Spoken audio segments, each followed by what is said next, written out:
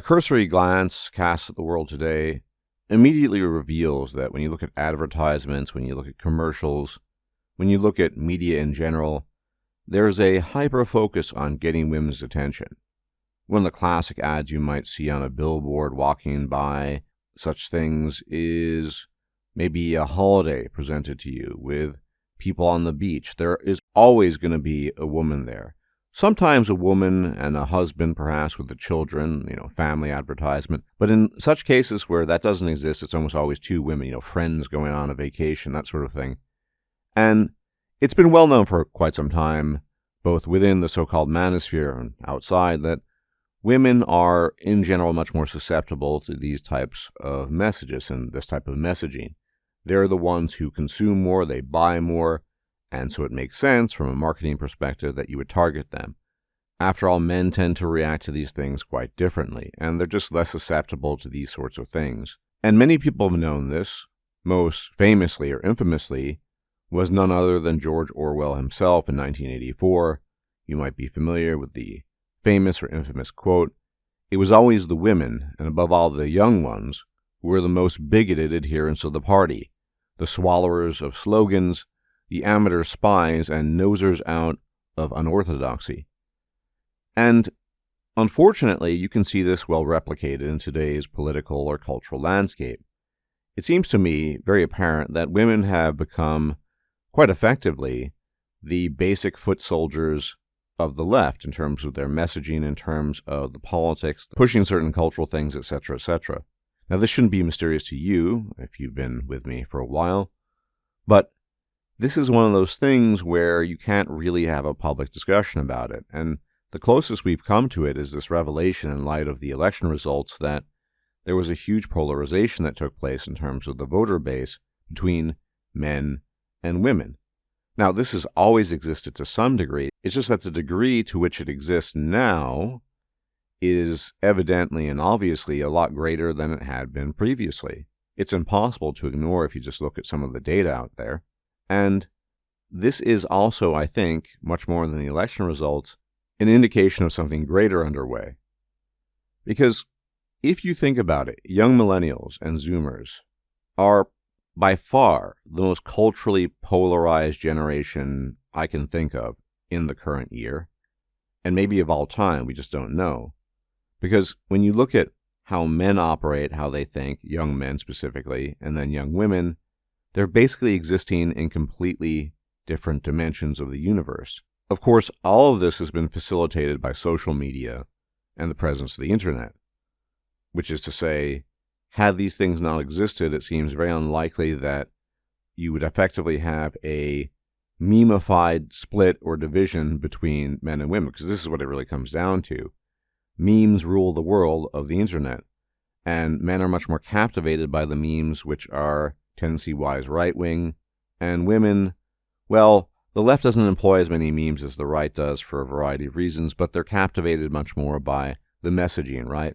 Because the progressive left, which is ascendant right now and continues to be despite the election results, I would argue, insists on discussions of safety, protection for various groups, this sort of thing, and that's always been the focus of women.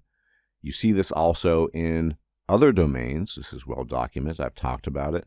In academia, they've done polls, for example, when it comes to science and scientific discovery and scientific research, in which women were interviewed, men were interviewed, and the majority of women state that they prefer, when it comes to science, to have certain guardrails up to ensure safety, to make sure that no harm comes to people. And the men in the majority say they're interested in discovering the facts, the truth. They're interested in just doing the science. Now, there are exceptions, obviously. This is not a uniform one-to-one thing. But when you look at any demographic or any population, you have to look at the broad trends to get a sense of where things are going. It might be the case that 21% of women don't think X way, but they're not the majority by any means, and so you need to analyze and think of these things in terms of the majority. This is always the case. This isn't just applicable to women. With that said, it is the first time, I would argue, in a long time, as a result of this election, that the differences between men and women's proclivities, if you will, is actually apparent in the mainstream, and you have mainstream so-called legacy media talking about this.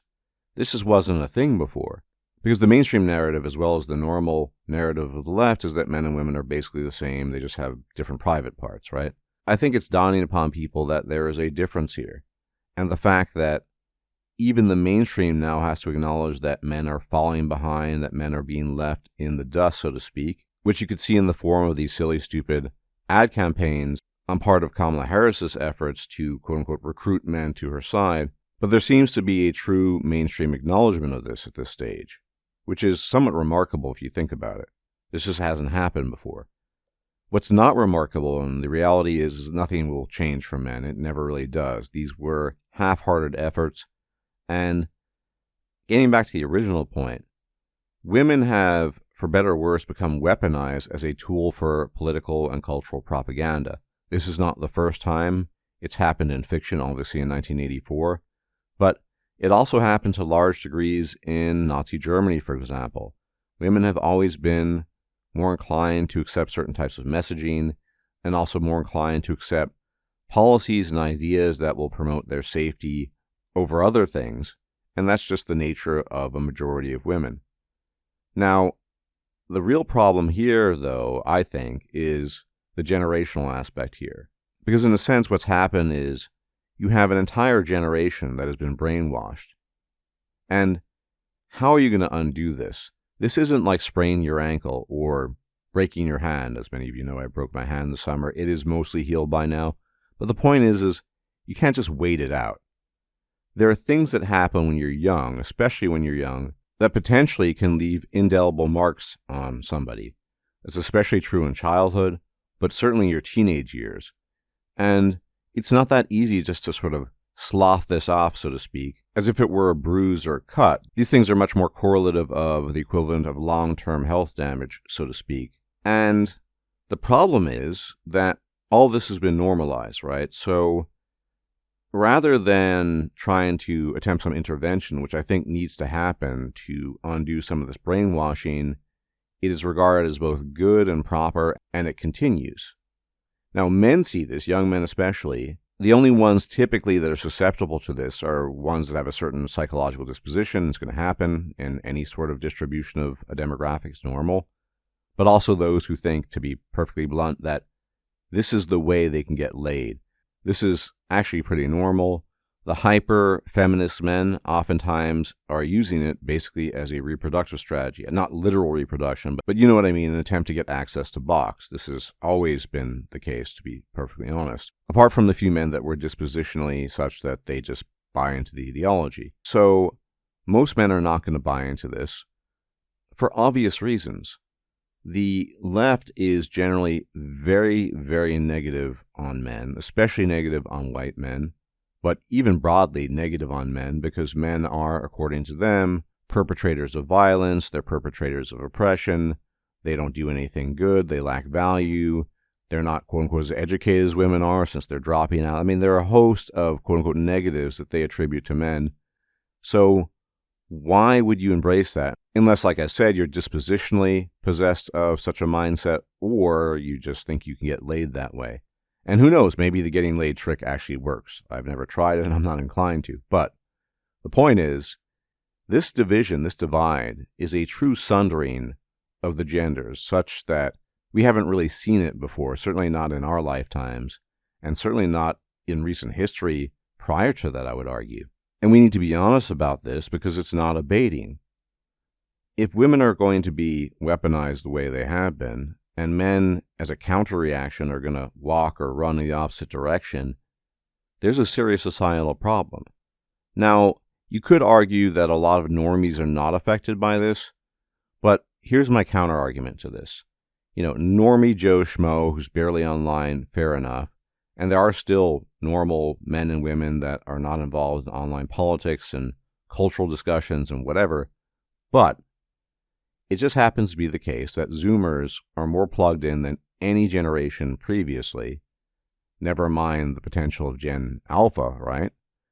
And so the online environment is an environment that is basically part of their lives, to varying degrees, obviously. But Zoomers are hyper plugged into this So going forward, you're going to get fewer and fewer of the normie types that are barely online, and you're getting a lot more of those who are just plugged in. Maybe not 24/7, but certainly more than millennials, certainly more than my generation, etc., etc. And so the messaging that's going to be sent out there is going to be amplified that much more, which is going to further the division. Now, I really do think this is a big problem because, as I said, I don't think this is just going to be confined to those who are terminally online, because Zoomers and Alphas are a generation that will be almost de facto the equivalent of terminally online to varying degrees. And so for whatever it's worth, the necessity of getting together, copulating, and reproducing becomes that much more difficult. Now, I have no doubt that there'll still be hookups and people popping babies out. The question is, what sort of familial environment will exist there? And if it's a very toxic one, born of hostility, that's probably not very good. And it just doesn't look like a bright future when you're looking at this at the long term. Well, oddly enough, if the left decided somehow, some way to change their messaging to become less radical, less focused, hyper-focused, I should say, on identity politics, then women in turn would respond as well, because they would just be the sponges absorbing the message, right? And so it's a little bit of a pseudo-solution more than anything else. But if the left decides to, for whatever reason, and I'm skeptical of this, to de-radicalize and become, quote-unquote, much more reasonable, the way they might have been, say, in the 1990s to varying degrees, that might at least soothe some of the pain that has emerged and created this rift. If they don't, it's going to get a lot worse.